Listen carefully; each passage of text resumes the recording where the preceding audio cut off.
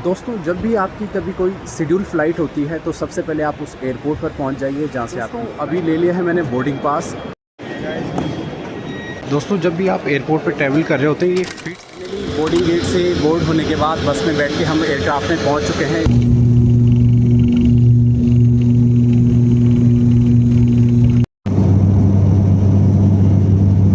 दोस्तों अभी मैं पहुंच चुका हूं कुल्लू एयरपोर्ट पर।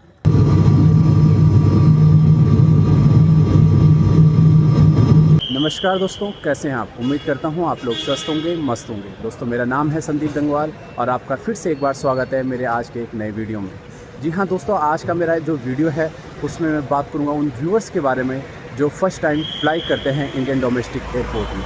ड्यूरिंग फ़्लाइट आपको क्या सारी चीज़ों की ज़रूरत होती है, किन डॉक्यूमेंट्स की ज़रूरत होती है, किस किस प्रोसेस से आपको गुजरना होता है, आज की इस वीडियो में मैं आपको इस बारे में बताऊंगा। तो दोस्तों अगर आप भी फर्स्ट टाइम फ्लाई कर रहे हैं और क्या क्या सारी प्रोसेस आपको करनी होती है तो बने रहें इस वीडियो के साथ और मैं आपको बताऊंगा फ़्लाइट के दौरान होने वाली सारी प्रोसेस के बारे में। दोस्तों जब भी आपकी कभी कोई शेड्यूल फ़्लाइट होती है तो सबसे पहले आप उस एयरपोर्ट पर पहुंच जाइए जहां से आपकी फ़्लाइट है। तो अगर मैं अपनी बात करूं तो मेरी जो शेड्यूल फ़्लाइट है वो दिल्ली से देहरादून के लिए और अभी बज रहे हैं मॉर्निंग के 5 और ये सबसे पहली फ़्लाइट है जो देहरादून के लिए जाएगी वाया कुल्लू होते हुए। तो दोस्तों जब भी आप एयरपोर्ट पर पहुँचे सबसे पहले अपनी जो टिकट है उसको अपने पास रखें और एक आईडी कार्ड जो आपको एंट्री दिलाता है डिपार्चर हॉल में। तो जब भी आप ट्रैवल करें तो ये चीज़ इंश्योर करें कि आप अपना टिकट और एक आईडी कार्ड ज़रूर अपने साथ रखें। दोस्तों जब आपको डिपार्चर हॉल में एंट्री लेनी होती है तो आपको ऐसी लाइन फॉलो करनी होती है जहाँ पे आप CISF पर्सनल आपके डॉक्यूमेंट चेक करते हैं और डॉक्यूमेंट चेक होने के बाद आप एयरपोर्ट पर एंट्री ले लेते हैं। तो अभी अपनी वैलिड टिकट और आईडी कार्ड को दिखाने के बाद, सिक्योरिटी स्टाफ को दिखाने के बाद मैं डिपार्चर हॉल में एंट्री ले चुका हूं। अब जो हमारा मेन काम होता है वो होता है हमारे बैगेज का। अगर मेरे पास कोई चेक इन बैगेज जिसको मैं जमा करा रहा हूं अगर वो मेरे पास है तो वो बैग को लेकर मैं अपने चेक इन काउंटर्स की तरफ, अगर मैं किसी इंडिगो की फ़्लाइट से या एयर इंडिया की फ़्लाइट से ट्रैवल कर रहा हूँ तो उस काउंटर में जाकर उस बैगेज को ड्रॉप करूँगा। लेकिन अगर मैं छोटे एयरपोर्ट से ट्रैवल कर रहा हूँ तो सबसे पहले मुझे वो बैगेज स्कैनिंग कराना पड़ेगा, उसके बाद मैं उस बैगेज को चेक इन काउंटर में लेके जाऊँगा। अगर आपके पास हैंड बैगेज है तो आप डायरेक्टली चेक इन काउंटर में जाने के बाद अपना बोर्डिंग पास ले सकते हैं और उसके बाद आप सिक्योरिटी चेक करा सकते हैं, जो कि आप मेरे पीछे देख पा रहे होंगे। जब आपको बोर्डिंग पास मिल जाते हैं तो आप सिक्योरिटी चेक कराते हैं, जो आपके हैंड बैगेज की स्कैनिंग होती है और उसके बाद आप आगे सिक्योरिटी होल्ड एरिया की ओर प्रोसीड कर लेते हैं। तो दोस्तों अभी आप मेरे पीछे देख पा रहे होंगे ये चेक इन काउंटर्स हैं। यहाँ पे आपको बोर्डिंग पास मिलता है। जिस भी एयरलाइन से आप ट्रैवल कर रहे होते हो आपको उसके बारे में पूछना होता है। तो दोस्तों अब मैं अपना बोर्डिंग पास ले लेता हूँ और दिखाता हूँ आपको सारी प्रोसेस, कहाँ से मिलेगा, कैसे मिलेगा और क्या आपको अपने डॉक्यूमेंट शो करने। दोस्तों मेरी जो शेड्यूल फ़्लाइट है वो है दिल्ली से देहरादून के लिए वाया कुल्लू होते हुए और आप मेरे पीछे देख पा रहे होंगे अलायंस एयर के काउंटर से मेरी जो फ़्लाइट है वो अलायंस एयर से। और अलायंस एयर के जो काउंटर जो ऑपरेट कर रहे हैं देहरादून फ़्लाइट के लिए वो मेरे आप जस्ट पीछे देख सकते हैं। अब मुझे जाना है काउंटर्स पे और मेरे पास कोई चेक इन बैगेज है नहीं और मुझे केवल अपना बोर्डिंग पास लेना है और देन प्रोसीड करना है सिक्योरिटी चेक के लिए। तो दोस्तों अब मैं चलता हूँ चेक इन काउंटर में और लेता हूँ अपना बोर्डिंग पास, क्योंकि बोर्डिंग पास लेना बहुत ज़रूरी होता है, उसके बाद ही आप सिक्योरिटी चेक प्रोसीड कर सकते हैं।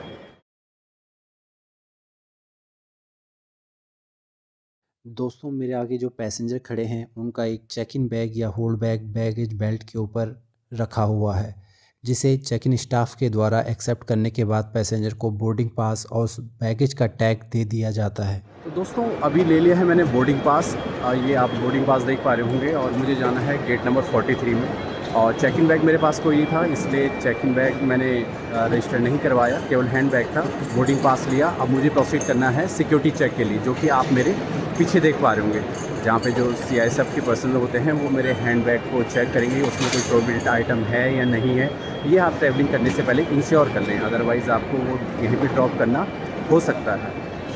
तो दोस्तों अभी चलते हैं सिक्योरिटी चेक की ओर। दोस्तों जैसे आप सिक्योरिटी चेक की लाइन की ओर बढ़ते हैं आपको फिर से अपना बोर्डिंग पास चेक कराना होता है। उसके बाद आपको ऐसे CISF के सामने सारे अपने हैंड लगेज स्कैन कराने होते हैं।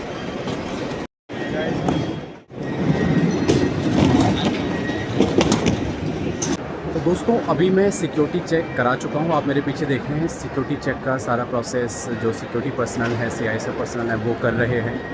जब भी दोस्तों आप ट्रैवलिंग करें प्लीज़ बी इंश्योर आप समय पे आ जाएं, क्योंकि इन चीज़ों पे टाइम लगता है। बोर्डिंग पास, कई बार आपके पास पैसेंजर इतने सारे होते हैं कि आपको चेक इन प्रोसेस में टाइम लगता है, उसके बाद आप सिक्योरिटी जो प्रोसीजर होता है उसमें समय लगता है। तो प्लीज़ इंश्योर कर लें जो भी आपका शेड्यूल फ़्लाइट का डिपार्चर है उससे 2 घंटे पहले आप एयरपोर्ट पर आ जाएँ और ये सारी प्रोसेस करा लें, क्योंकि जब रश सीज़न रहता है तो कई बार आपकी फ़्लाइट भी जो है छूट जाती है, इसलिए आप टाइम पे आ जाइए। और ये जो सिक्योरिटी प्रोसेस है, यहाँ पे आपको अपना जो भी मेटेलिक आइटम या इलेक्ट्रॉनिक गैजेट आप कैरी कर रहे हैं वो आपको एक ट्रे में रखना होता है और उसको सिक्योरिटी पर्सनल स्कैन करते हैं, ये चेक करने के लिए कि इसमें अगर कोई प्रोहिबिटेड आइटम होगा वो फ़्लाइट में नहीं जाएगा, क्योंकि उससे संभावित पैसेंजर्स की जान को खतरा या उनकी सेफ्टी या सिक्योरिटी से कंसर्न होता है, इसलिए वो अलाउ नहीं करते हैं। तो जब भी आप फ़्लाइट से इंश्योर करें प्लीज़ इन चीज़ों का ध्यान ज़रूर रखें ताकि आपको कोई भी परेशानी ना उठानी पड़े। अब दोस्तों इसके बाद जो प्रोसेस बचता है वो प्रोसेस है आपका जो गेट आपके बोर्डिंग नंबर में मेंशन है, बोर्डिंग पास में मेंशन है, आपको उस बोर्डिंग गेट पे पहुंचना है ताकि आप जो है फर्दर फ्लाइट में प्रोसीड कर सकें। तो दोस्तों अब मैं चलता हूं अपने बोर्डिंग गेट की तरफ जो कि है 43।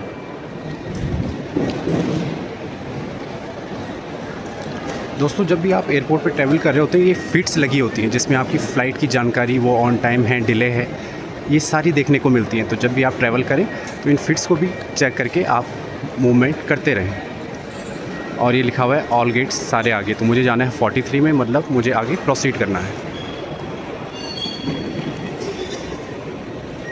जब भी आप एयरपोर्ट से ट्रैवल कर रहे होते हैं, स्पेशली मेट्रो सिटीज़ के जो एयरपोर्ट हैं वहाँ पे आपको बहुत सारी शॉप देखने को मिलती है। तो जब पैसेंजर्स के पास जो अर्ली आ जाते हैं वो इन सारी जो शॉप्स हैं वहाँ पे शॉपिंग भी कर सकते हैं, और ये बैठने का एरिया है जहाँ पे पैसेंजर वेट करता है अपनी फ़्लाइट का।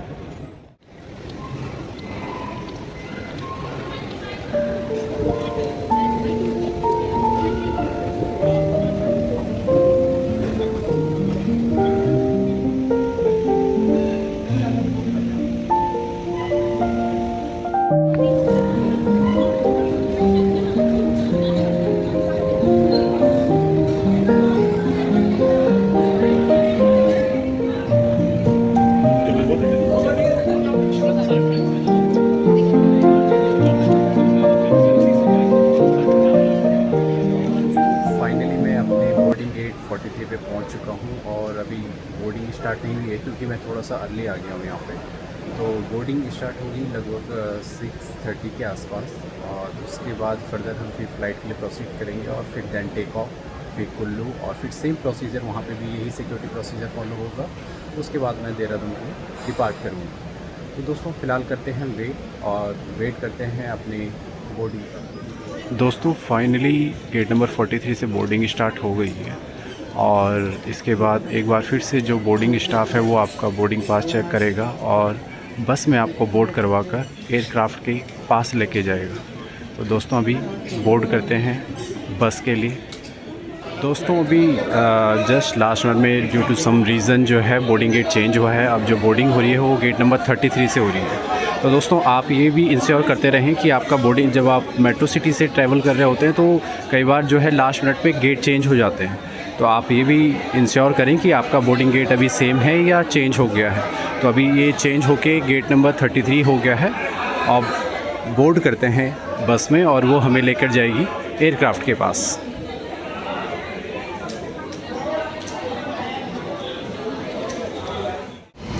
दोस्तों फाइनली बोर्डिंग पास चेक कराने के बाद अब बस में बोर्ड होते हैं और इसके बाद मूव करेंगे एयरक्राफ्ट की तरफ।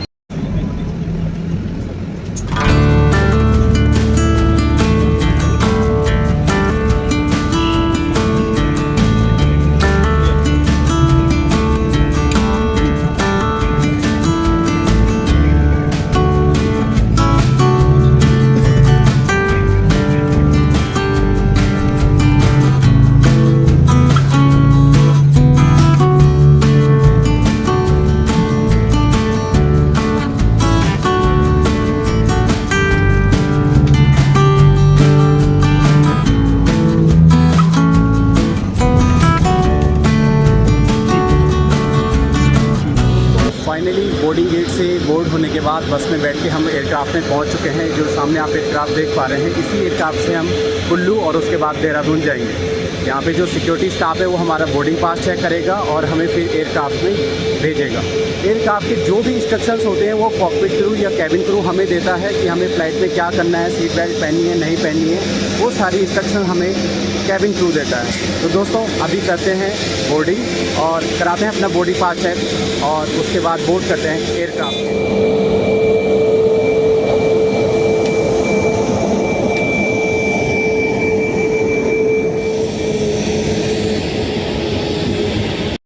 दोस्तों फाइनली एयरक्राफ्ट के अंदर बोर्ड कर चुके हैं और अब वेट कर रहे हैं क्लियरेंस का, ताकि टेक ऑफ कैप्टन अलाउ कर सकें।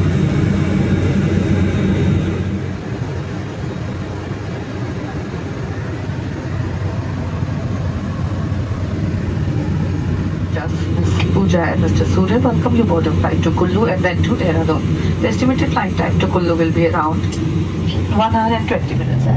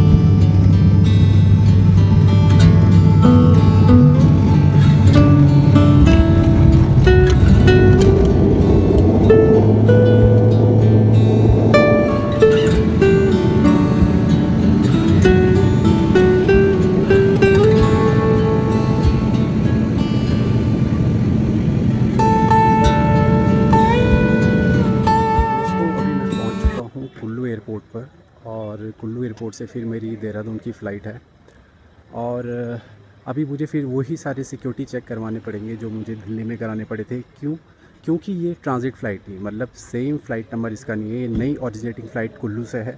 तो दोबारा से मुझे सारे प्रोसीजर करवाने पड़ेंगे, दोबारा से baggage hand baggage check, screening जो प्रोसेस होता है, और उसके बाद फिर से मैं देहरादून के लिए उसी एयरक्राफ्ट में बोर्ड करूँगा। तो दोस्तों अभी फ़िलहाल कराता हूँ अपनी सिक्योरिटी प्रोसेस और बने रहिए वीडियो के साथ फर्दर डिटेल्स के लिए। दोस्तों एक बार फिर से सिक्योरिटी चेक कराने के बाद मैं कुल्लू से देहरादून के लिए फ़्लाइट में बैठ गया। दोस्तों भले ही मेरे 2 डिपार्टिंग स्टेशन रहे हों, पहला दिल्ली से कुल्लू और फिर कुल्लू से देहरादून, तो चाहे आपके कितने भी डिपार्टिंग स्टेशन हों, सिक्योरिटी प्रोसेस आपको एक जैसा ही फॉलो करना होता है, जो कि मैंने आपको दिल्ली एयरपोर्ट के प्रोसेस में बताया था।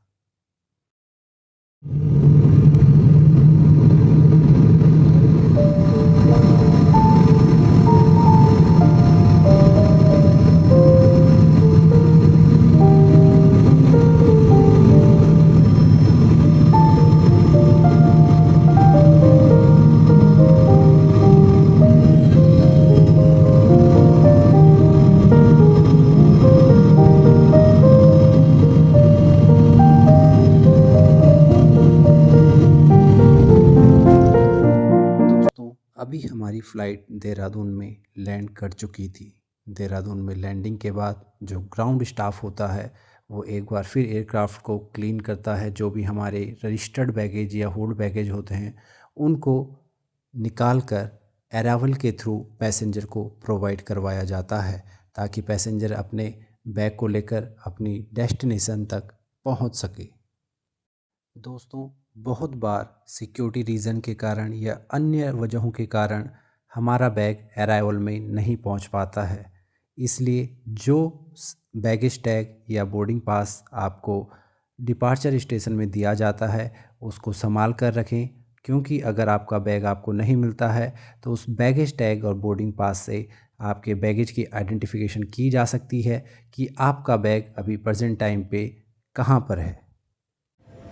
तो दोस्तों फाइनली दिल्ली से कुल्लू और कुल्लू से देहरादून फाइनली मैं पहुंच चुका हूं और अभी मैं हूं अरावल एरिया में, जहां पे अगर आप रजिस्टर्ड बैगेज चेक इन कराते हैं, ओल्ड बैगेज चेक इन कराते हैं तो वो आपको इस प्रकार की बेल्ट में देखने को मिलता है। आप मेरे पीछे देख रहे होंगे, यहीं पे अरावल में विदिन 5 to 10 मिनट्स आपका बैगेज आ जाता है, जिसे आप लेकर फिर एग्ज़िट कर लेते हैं और अपने जो भी डेस्टिनेशन पॉइंट है वहाँ पर पहुँच जाते हैं। तो दोस्तों इसी प्रकार के वीडियोस के लिए बने रहें मेरे साथ। अगर आपकी कोई भी क्वेरी है आप कमेंट सेक्शन में मुझसे पूछ सकते हैं। तब तक के लिए टाटा बाय बाय, नमस्कार।